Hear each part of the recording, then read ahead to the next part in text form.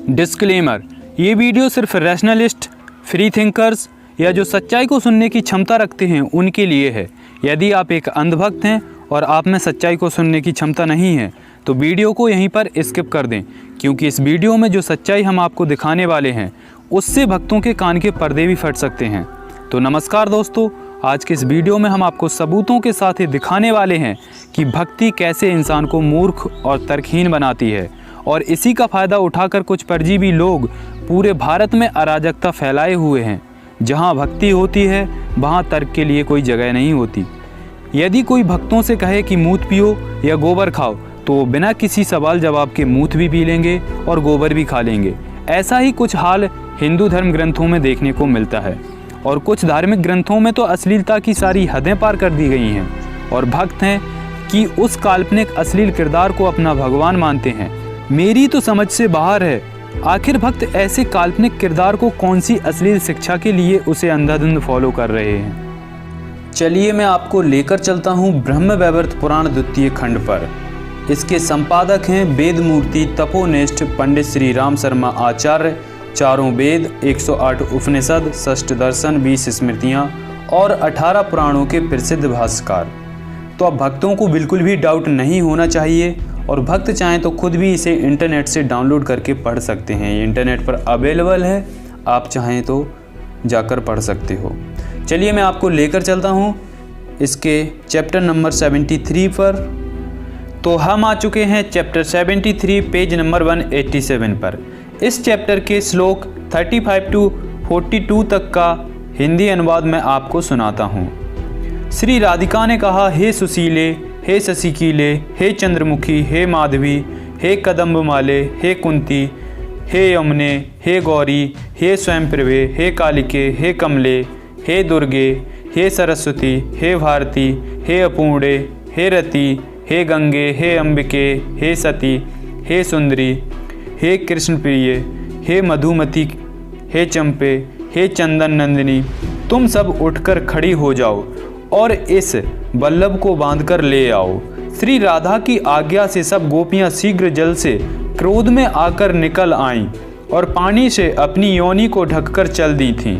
इनकी सहचारिणी सहस्त्रों अन्य गोपियां भी क्रोध से रक्त नेत्रों वाली होती हुई उसी रूप से चल दी थीं। समस्त बालिकाएं बड़े बेग से श्रीदामा के पीछे दौड़ी थीं, जो कि वस्त्रों की पुंजिका को लेकर बेग के साथ आगे भागा जा रहा था। श्रीदामा शीघ्र ही वहां पहुंच गया था जहां अन्य गोप वस्त्रों के सहित संस्थित थे। गोपियां भी बड़े बेग के साथ बल से संयुक्त होती हुई उनके पीछे से दौड़ लगा रही थीं। यहाँ बताते हैं कि गोपिकाएं अपने हाथ से योनि को ढककर पानी से बाहर निकली। वैसे इस अध्याय के सारे श्लोक अति अश्लील हैं, जिन्हें मर्यादा का ख्याल रखते हुए नहीं बताया जा सकता। खैर, इस पुराण में कृष्ण का गुणगान तो और भी है। जन्मखंड के अध्याय 3 के श्लोक 59 to 62 में लिखा है कि गोलोक में कृष्ण बिरजा नाम की एक महिला से सहवास कर रहे थे। तभी राधा ने पकड़ लिया और फटकारते हुए कहा कि हे कृष्ण, तू पराई औरत से व्यभिचार करता है, तुम चंचल और लंपट हो, तुम मनुष्यों की भांति मैथुन करते हो, तुम मेरे सामने से चले जाओ, मैं तुम्हें श्राप देती हूँ कि तुम्हें मनुष्य योनि मिले। इसके आगे के श्लोक से देखिए, मैं इनका अनुवाद आपको दिखाता हूँ। वस्त्रों की चोरी करने वाले गोपों को उन गोपियों ने शीघ्र ही घेर लिया था। उस समय बालक भय से वस्त्रों को लेकर दौड़ते हुए वहां पहुंच गए थे जहां श्री कृष्ण विद्वान थे। गोपियों ने श्री कृष्ण सहित सब बालकों को शीघ्र वारण किया था। गोपिकाओं के भय से गोपों ने समस्त वस्त्र माधव को दे दिए थे। माधव ने उन वस्त्रों को वृक्ष के स्कंद पर स्थापित कर दिया था। वह कदम्ब का वृक्ष नाना भांति के वस्त्रों से अत्यंत सुशोभित हो गया था। वस्त्रों की पुण्यकाओं को कदम्ब के स्कंदों में लटका कर कृष्ण ने परिहास पूर्वक वचन गोपियों से कहे थे। इसके अगले श्लोक देखिए। श्री कृष्ण के इस वचन को श्रवण करके उन सब गोपियों ने अपने नेत्र के कोने से देखकर फिर वे सब राधिका के समीप में चली गई थीं। वहाँ जाकर उनने राधिका से वह सब निवेदन कर दिया था जो स्वयं हरि ने उनसे कहा था।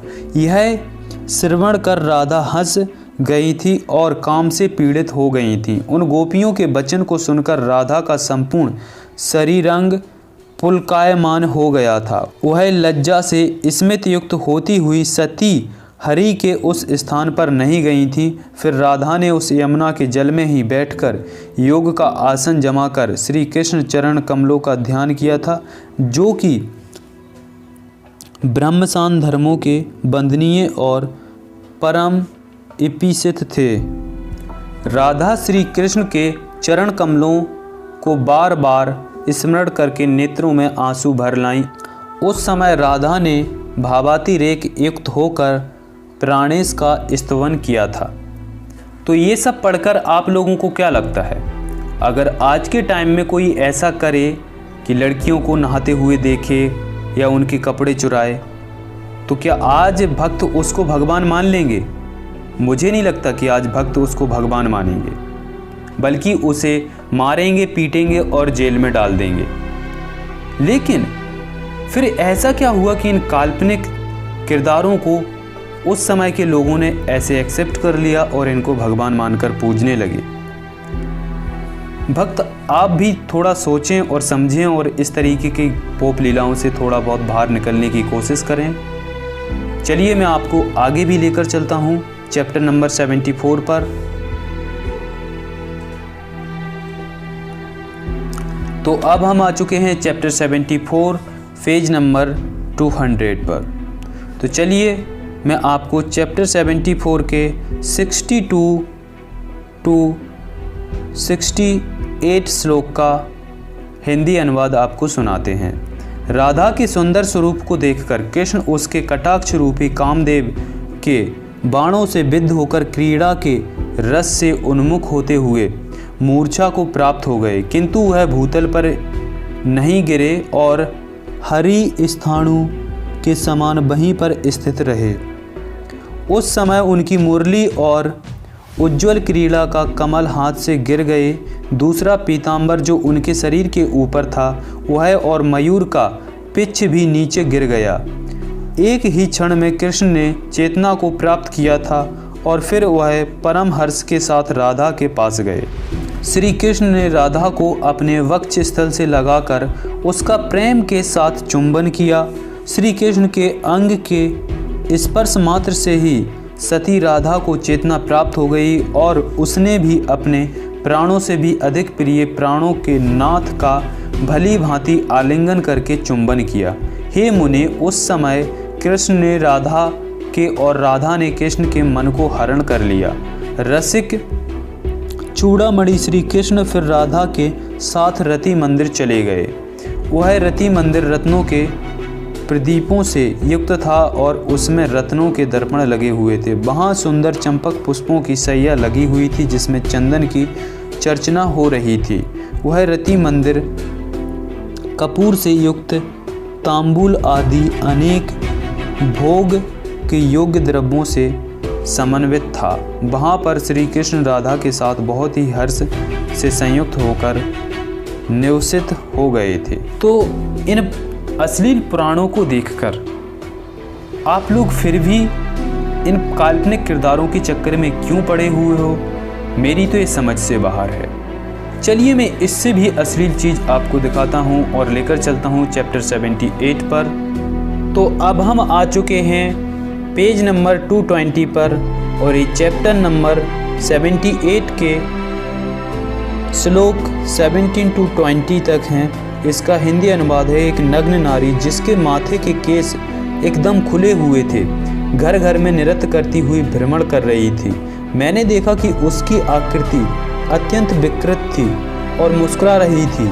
एक छिन्न नासिका वाली विधवा महाशूद्री बिल्कुल ही नग्न थी। वह अत्यंत भयंकरी मेरा तैलाम्यंग कर रही थी। मैंने देखा कि निर्वाण अंगारों से युद्ध भस्म से पूर्ण और नग्न स्मित करने वाले विचित्र पुरुष अति प्रभात के समय में यहाँ मेरे नगर में आए हुए हैं।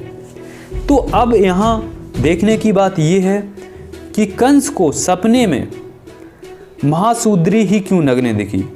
कोई ब्राह्मणी या छत्राणी क्यों नहीं दिखी। सीधा सीधा अर्थ है कि कोई भी हिंदू धार्मिक ग्रंथ हो उसमें शूद्रों को ही नीचा दिखाने की कोशिश की गई है और उन पे ही शासन करने के लिए कपोल कल्पित ग्रंथ लिखे गए हैं। तो चलिए अब मैं आपको लेकर चलता हूँ चैप्टर नंबर 84 पर। तो अब हम आ चुके हैं चैप्टर 84 पर। चैप्टर 84 के श्लोक का हिंदी अनुवाद मैं आपको पढ़कर सुनाता हूँ। ये है पेज नंबर 262 पर। अनेक प्रकार के सुवेशों से समुज्ज्वलित और निद्रा से आकुलता उसका विभु ने पुनः मोह से अभीष्ट गाढ़ा लिंगन किया था और पुनः चुंबन करके अपने वक्ष स्थल पर निवेशित कर जगतों का स्वामी परम कामी और विरह से कातर सो गए थे। अब तक मैंने आपको जो दिखाया उसे देखकर क्या आप अपनी आने वाली जनरेशन को ऐसे भगवान का भक्त बनाना चाहोगे जो खुद वासना में लिप्त रहता हो, या फिर ऐसी अश्लील धार्मिक शिक्षा दिलवाना चाहोगे? बताइएगा ज़रूर।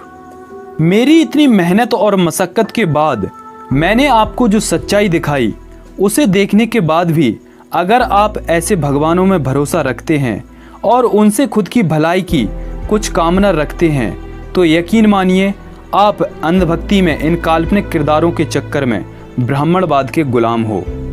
जब तक आप इस पाखंडवाद को छोड़ वैज्ञानिक दृष्टिकोण को नहीं अपनाओगे तब तक आपका उद्धार नहीं होने वाला।